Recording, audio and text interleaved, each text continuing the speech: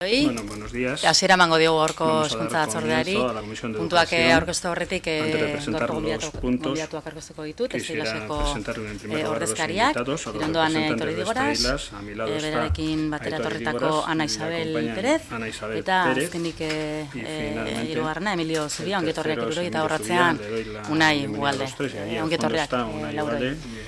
Beste sektore bat eta gu ere horretan oso kezkatuta gaude aurreskola partzuergoko egoera. Egun dagoen egoera jasanezina da. Hau da, esan dezakegu, etapa klasistena esango genuke, ez da? Ze badirudi bakarrik klase ertain altuentzat espreski diseinatuta dagoen zerbitzu bat dela. Zeren eta kuota minimoa 80 eurokoa da, baina gehienek ordaintzen dute 150 eurotik gorakoak. Agravio komparatibo oso larria ematen ari da etapa horretan.